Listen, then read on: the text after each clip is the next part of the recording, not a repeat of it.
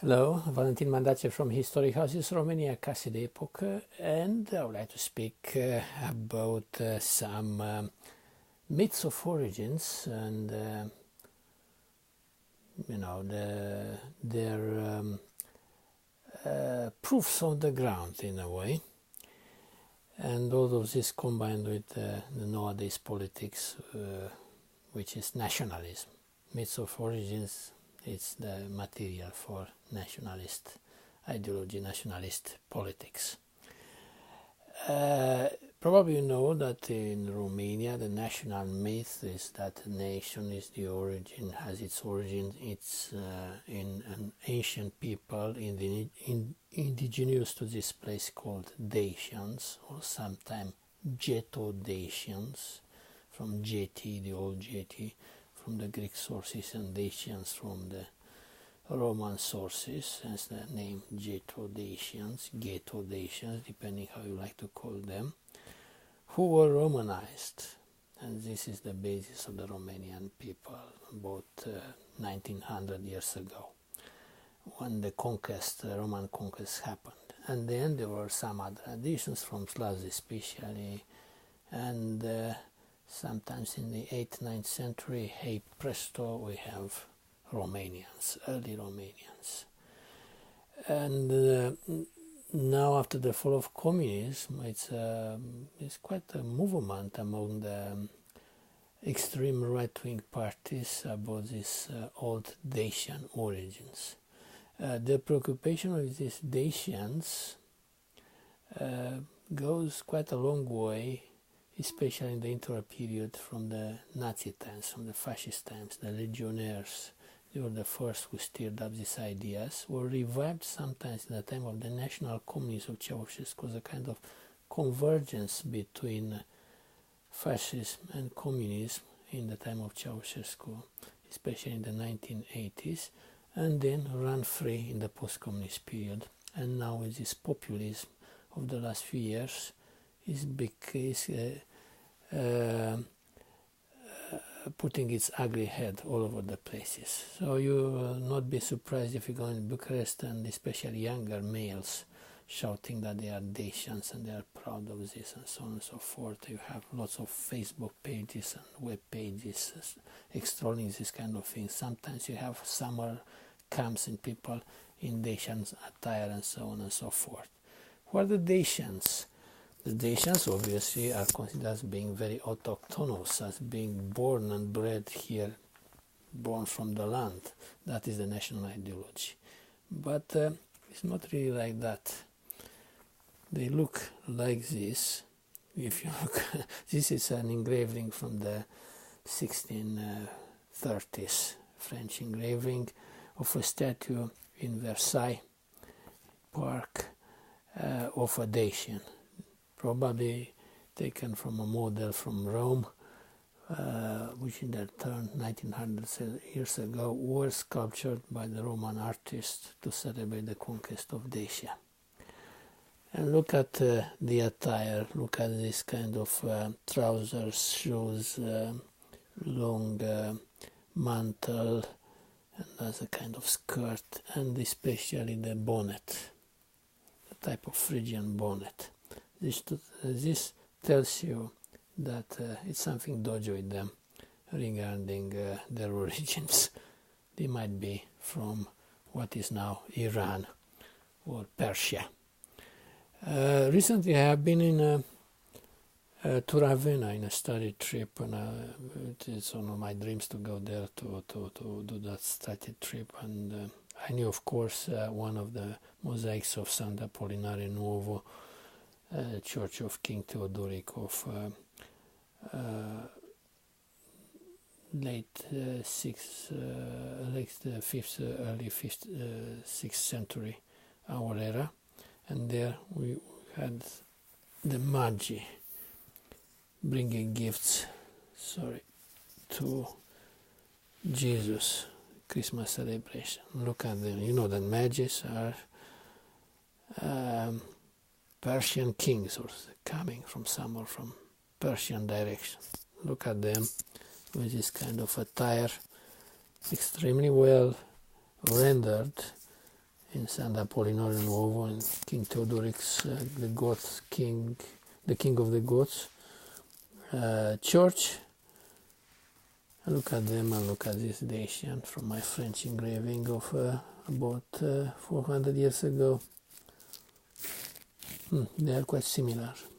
Even the trousers, even the bonnet, the Phrygian bonnet, and that shows to you that that is probably their origins.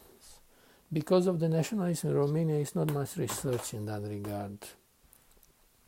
The one who did some good research in that aspect, but without archaeology, unfortunately, is Mircea Eliade, the historian of religions, because probably he considered the Dacians as a very small tribe within the people who governed the kingdom of Dacia, conquered by the Romans.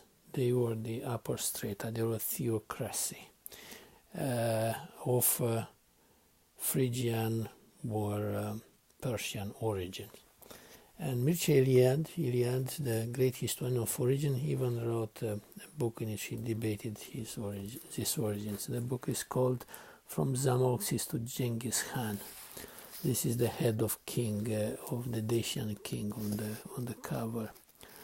I have here a French edition because he wrote in French, and I'm happy to say that it's autographed, signed by Mircea Eliade, dedicated given to a colleague of him, a professor, American professor, and signed by Mircea Eliade in 1970. I was lucky to find it in an antique bookshop. And also I got the English translation, which is absolutely brilliant, over here. Zamoxis, the vanishing god, it's the University of Chicago Press. He taught at Ann Arbor for a while. So he's the only one who did proper research in that regard. Let's see some other images of Dacians, and to convince you a bit, or to show you a bit, that probably they were of Iranian origin or Persian, whatever you like to say it, from that area of the great Eurasian landmass. This is the king of the Dacians, Decebalus, who here is represented on the Trajan's column. He led the kingdom before it was wiped out by Trajan, the Emperor Trajan. Also, we have here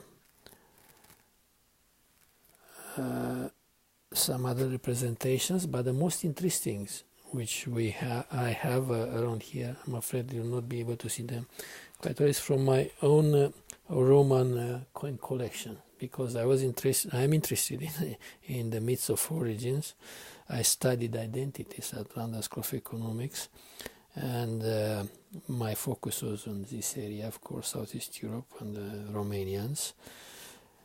The conquest, which has happened was finished in 106 our era by Trajan, was a watershed moment. So there were lots of Roman coins of Trajan celebrating that conquest. Here we have a Dupundius, which is from bronze. I'm not sure if you can see it. It's a Roman soldier, perhaps even Trajan, sparing a Dacian, and Dacian has that kind of cap, Phrygian cap on his head. Here is a denarius, silver denarius of Trajan. Trajan, as you can see him over here, and the Dacian is lamenting his defeat. Is over here, and he has that Phrygian cap on his head. Over here, another denarius with Trajan, and this Dacian with a Phrygian cap on his head. The Romans were quite impressed by the Dacians, that they didn't forget about them, not even 150 years later after the conquest. I have here sestertius of Philip the Arabian, the emperor, who celebrated in his time. the Roman Empire celebrated 1,000 years since the inauguration of Rome. And also Dacia was in trouble at that time, being invaded by barbarians. And this is a coin celebrating the resilience of Dacia. Dacia is here in 240, I think. It was issued the coin, personification as a deity with that Phrygian cap on her head, as we saw on the engravings and everything. And it has a flag with an acronym on it, DF. DF is Dacia Felix, the happy Dacia, but it was a Roman propaganda because Dacia was not happy at all under the barbarian pressure. 20 years later, Emperor Aurelian would abandon it in order to get troops and resources and ensure the border on the Danube, and to get those troops and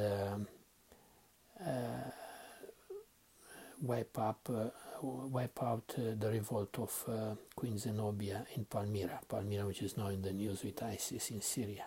So Syria and Palmyra were instrumental of the Romans leaving Dacia about 1800 years ago, sorry, not 18 years ago.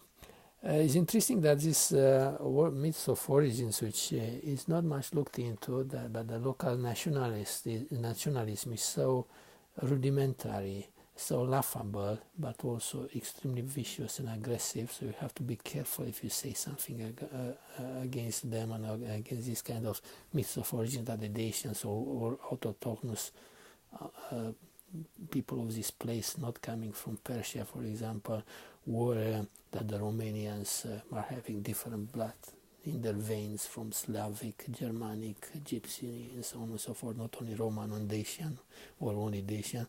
They can be really aggressive. That's why I, in a way, speak in English now about this thing. And there are even laughable instances in which these things went into damaging the environment, for example. This is the Danube going through the Kazane, the defile of the great defile of the Danube, now unfortunately flooded by the lake of the power plants of iron gates, Porțir de Fier.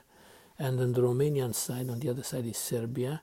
The mountain was sculptured with the so-called face of the Decebalus, the king of the Dacians. It was quite an expensive work, financed by a former Romanian fascist, Constantin Dragan, who died a few years ago. A very rich man from Italy. He managed to escape the communists, but nevertheless he was quite okay with them financing nationalist films in the communist era, for example. And it's such a kitsch, absolutely ordinary kitsch. Even here is written, Decebalus Rex, Dragan, fetch it. Dragan is Constantin Dragan. It's such a juxtaposition of stupid political nationalist things. And it's a kitsch dominating the Danube Valley. And it's amazingly enough, it's one of the brands of Romania's tourists. And people, even intellectuals, are very proud of this sculpture, which is a kitsch. They wanted to ask the Serbians to make a similar sculpture of the Emperor Trajan on the other side, but they had much more sense and aesthetics, and they refused this kind of rubbish. So I hope that you found interesting my presentation. It's very amusing in a way, and it shows to you that, as mostly in Romania, the history is just scratched on the surface. It's a huge field of research, so we need a huge army to find some truth. So for me, it's a virgin field. I'm very enthusiastic about it. Unfortunately, it's not much interested. It's dominated by this kind of nationalist politics, which obscures everything, and is not funded. Basically, you cannot really make a living in this kind of research because it's not a market for it.